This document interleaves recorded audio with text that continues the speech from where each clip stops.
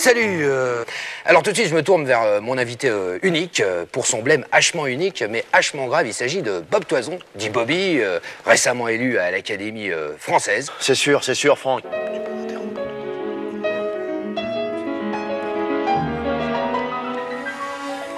Salut Alors tout de suite je me tourne vers mon invité unique, pour son blême hachement unique, mais hachement grave. Il s'agit de Bob Toison, dit Bobby, récemment élu à l'Académie française. C'est sûr, Franck. Oui. Et quand j'ai... Avant l'intermède sur la conscience, nous avions fini le grand C sur la découverte du cogito « je pense donc je suis ». Toute la question est de savoir pourquoi on a lié cette question du « je pense donc je suis » à la liberté. Et c'est ce que nous allons voir dans ce grand D, le libre arbitre.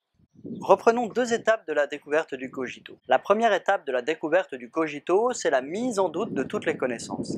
Et à la fin de la première méditation métaphysique, Descartes décide de suspendre son jugement. Pourquoi? Parce qu'il considère qu'il n'y a aucune connaissance qui ne soit sans aucun doute. Ce qui est intéressant, c'est que cette suspension du jugement, c'est une décision.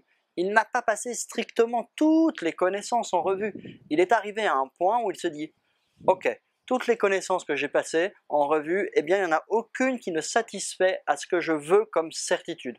Donc, je décide que je suspends mon jugement sur ces pensées, les considérant comme fausses si je veux avancer d'une quelconque manière dans les sciences. » Donc il y a une décision de Descartes ici, très importante. Deuxième étape, vous vous souvenez, Descartes change de point de vue, décale le problème et se dit « recherchons l'origine de nos idées ». Et sa première hypothèse, c'est de dire « c'est moi ». Et au final, il dit « je doute, donc je pense, donc je suis ». Ça pourrait très bien servir de première certitude sans difficulté et il pourrait s'arrêter là. Mais Descartes décide à nouveau, à travers l'hypothèse d'un je ne sais quel trompeur très puissant, de pousser le doute encore plus loin à travers ce qu'il a appelé le doute hyperbolique. Ce doute est très important, parce qu'il a déjà la certitude, mais lui décide, malgré cette certitude, d'aller encore plus loin et de pousser encore plus loin la possibilité du doute.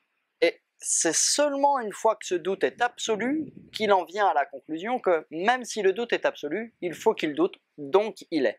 Ça c'est très important. Et même Descartes dit qu'il me trompe tant qu'il voudra. On pourrait même dire plus il me trompe et plus je suis sûr que je suis.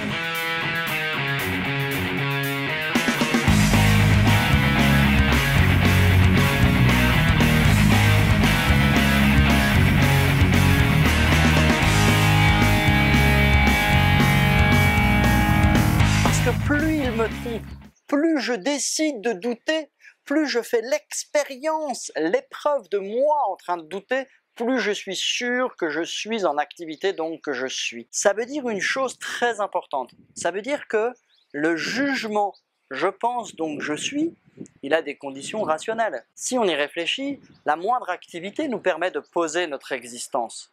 La moindre activité nous permet de savoir que nous sommes.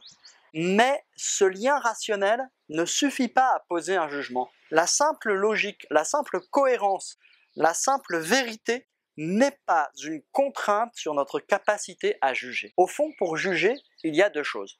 D'abord, pour avoir un jugement vrai, il faut établir le lien rationnel de sorte qu'il n'y ait plus aucun doute. C'est ce qu'a fait Descartes. Mais l'exclusion du doute ne suffit pas. Il y a une deuxième étape, et une étape encore plus importante, qui est la suivante. C'est « je décide que je doute ». Je décide que le doute n'est plus tenable.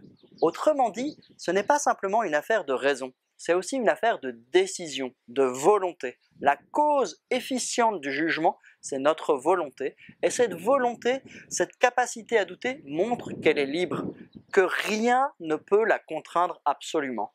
Même l'évidence de mon existence, si je ne décide pas de la reconnaître, je ne la reconnais pas. Et la preuve, c'est que Descartes a suspendu un temps son jugement. Donc, ça lui appartenait. Il est maître absolu de son jugement. Pour comprendre cette idée, on peut prendre deux exemples plus ou moins parlants. Le premier, c'est l'exemple au sens courant de la mauvaise foi. Souvent, quand on est pris dans un débat, on bataille avec l'autre et puis on se rend compte que notre position n'est plus tenable.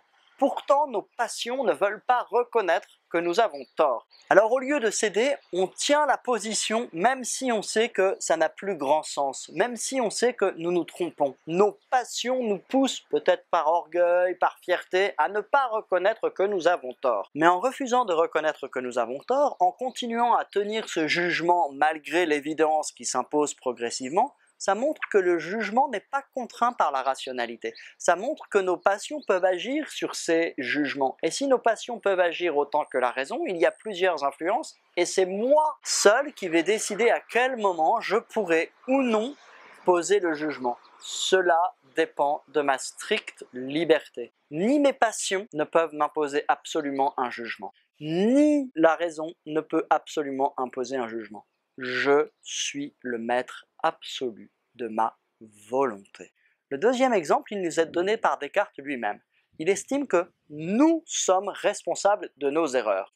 Si nous nous trompons, en mathématiques par exemple, en géométrie par exemple, ce sont des fautes d'inattention ou de précipitation. C'est nous qui avons jugé trop vite. C'est nous qui, poussés par la facilité, poussés par l'envie de réussir, poussés par notre croyance du résultat, avons dit « Ok, je juge que ce résultat est le suivant ». Alors qu'il aurait fallu pousser l'analyse plus loin, peut-être pour reconnaître que nous ne savons pas, peut-être pour reconnaître que nous nous sommes trompés, peut-être pour reconnaître qu'il n'y a pas de solution, que sais-je, mais c'est le moment où la volonté force la raison à juger dans un sens, alors que tous les éléments théoriques ne sont pas en place pour avoir une conclusion nécessaire. Et ce moment où la volonté force la raison, ça montre que c'est la volonté qui le décide, et non pas juste un processus rationnel. Et si c'est la volonté qui décide soit de juger dans le cas de l'erreur trop rapidement, soit au contraire de retenir son jugement le plus longtemps possible pour être sûr de n'avoir aucune erreur, nous sommes maîtres de nos jugements. Autrement dit, vous l'avez compris, le cogito est la découverte selon laquelle nous sommes libres. Nous possédons une volonté qui ne dépend que de nous, dont nous sommes absolument les maîtres.